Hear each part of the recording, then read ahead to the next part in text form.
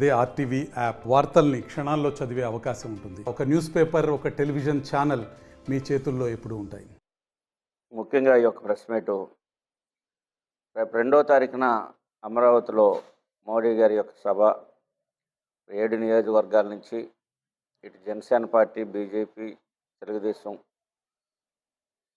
ఎమ్మెల్యేలు, in-charges, leaders అంతా కూడా మరి యొక్క సభను విజయవంతం చేయటం కోసం అన్ని రకాలైనటువంటి ప్రజల్లోకి తీసుకెళ్ళాలి. ఏదైతే గత ప్రభుత్వంలో కుంటుపడినటువంటి అమరావతిని పునర్నిర్మాణం ప్రారంభోత్సవానికి విచ్చేస్తున్నటువంటి ప్రధానమంత్రి మోడీ గారికి ఘన స్వాగతం పలకాలి అనేటువంటి దీంతో జనసేన పార్టీ అధిష్టానం ఇచ్చినటువంటి పిలుపులో భాగంగా మరి ఈ రోజు నుంచి అన్ని కాన్స్టిట్యున్సీల్లో కూడా మా యొక్క ఇన్ఛార్జీలను అందరూ కూడా, అదేవిధంగా బీజేపీ తెలుగుదేశం పార్టీ నాయకులు అందరం కలిసి ఈ యొక్క మీటింగ్ విజయవంతం చేయటం కోసం, ఏదైతే గత ప్రభుత్వం అమరావతికి తూట్లు పొడిచి అది ఒక శ్మశాన వాటికలా తయారు చేసినటువంటి ఆంధ్రప్రదేశ్కి రాజధాని ఏదంటే ఎక్కడా చెప్పేటువంటి పరిస్థితి లేకుండా తునాతునుకులు చేసినటువంటి అమరావతిని పునర్నిర్మాణం చేయాలి.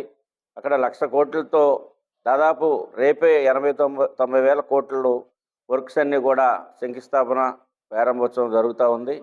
మరి మే 2వ తారీఖున ఈ యొక్క కార్యక్రమాన్ని విజయవంతం చేయాలి. Janasena party, BJP, Telugu Desam leaders అంతా కూడా ఒక కార్యాచరణ రూపొందించుకొని మరి దీంట్లో భాగంగానే రేపు సాయంత్రం 4 గంటలకి ఏలూరు జిల్లా తెలుగుదేశం పార్టీ కార్యాలయంలో 3 పార్టీలు లీడర్సు, ఇన్ఛార్జెస్, ముఖ్య కార్యకర్తలు, నాయకులందరూ కలిసి ఈ జిల్లా ఇన్ఛార్జి మంత్రి నాదెండ్ల మనోహర్ గారి సమక్షంలో కూర్చొని ఒక ప్రణాళికబద్ధంగా ఈ యొక్క జిల్లాల నుంచి మరి ప్రజల్ని, ఏదైతే అమరావతిని మనం బలంగా కోరుకున్నాం, అమరావతి ఇక్కడే ఉండాలి, రాజధాని, రాష్ట్రానికి రాజధాని ఒకటే, అది అమరావతిగా ఉండాలి అన్నటువంటి ఆలోచనతో ఏదైతే గత 5 సంవత్సరాలు కూడా పోరాటం చేసి అమరావతి రైతుల పక్షాన, అదేవిధంగా ఆంధ్రప్రదేశ్కి ఒక మంచి బలమైనటువంటి సుందరీకరణమైనటువంటి రాజధాని కావాలన్నటువంటి కోరిక ఏదైతే ఉందో ఆ కోరికకి రేపు 2వ తారీఖున నాంది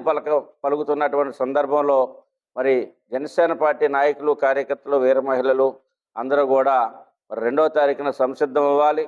దీంట్లో భాగంగానే మరి 7 కాన్స్టిట్యున్సీల్లో కూడా నేను కూడా అక్కడ ఉన్నటువంటి జనసేన పార్టీ ఇన్ఛార్జీలు, సమన్వయకర్తలు, మరి ఏదైతే పాయింట్ ఆఫ్ కాంటాక్ట్స్ ఉన్నారో వాళ్ళందరితో కూడా మాట్లాడుకొని రేపు 2వ తారీఖుకి భారీ స్థాయిలో మన జిల్లా నుంచి మరి మోడీ గారి యొక్క సభకి వెళ్ళి విజయవంతం చేయాలని చెప్పేసి నిర్ణయించుకున్నాం. దానికి మీడియా ద్వారా మరి ఈ యొక్క ఉమ్మడి జిల్లాల్లో ఉన్నటువంటి ప్రజలు కూడా, ఏదైతే ప్రజల యొక్క ఆకాంక్షకి అనుగుణంగా ఈ రోజున ముఖ్యమంత్రి చంద్రబాబు నాయుడు గారు, మరి జనసేన పార్టీ అధ్యక్షుడు, డిప్యూటీ సీఎం గారు అయినటువంటి పవన్ కళ్యాణ్ గారు, మోడీ గారి యొక్క నేతృత్వంలో మరి రేపు జరిగేటువంటి అమరావతి పునర్నిర్మాణ కార్యక్రమాలను విజయవంతం జరిగే విధంగా మనం అందరం కూడా పనిచేయాలని చెప్పేసి మీడియా ద్వారా అందరికి కూడా తెలియజేస్తాం. మరి శంకుస్థాపనలు సిఆర్డి పరిధిలో ఒకవైపున సెక్రటేరియట్, అసెంబ్లీ, అదేవిధంగా అనేకమైనటువంటి సంస్థలకు ఇచ్చినటువంటి ఎడ్యుకేషన్ సైడ్ ఉన్నటువంటి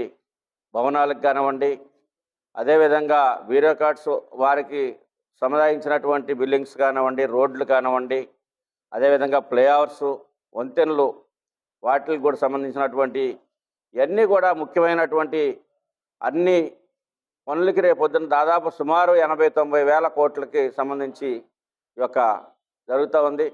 దాంట్లో భాగంగా ఇంకా ఎయిర్పోర్ట్ కూడా, అక్కడ ఒక ఎయిర్పోర్ట్ని తీసుకురావాలి, ఇంటర్నేషనల్ ఎయిర్పోర్ట్ని తీసుకురావాలి. ఎందుకంటే ఎక్కడ పెట్టుబడులు పెట్టినటువంటి ఇతర దేశాల నుంచి వచ్చినటువంటి సంస్థలకు కూడా రవాణా సౌకర్యం కావాలన్నటువంటి దిశగా కూడా ప్రయాణం చేస్తూ ఉంది.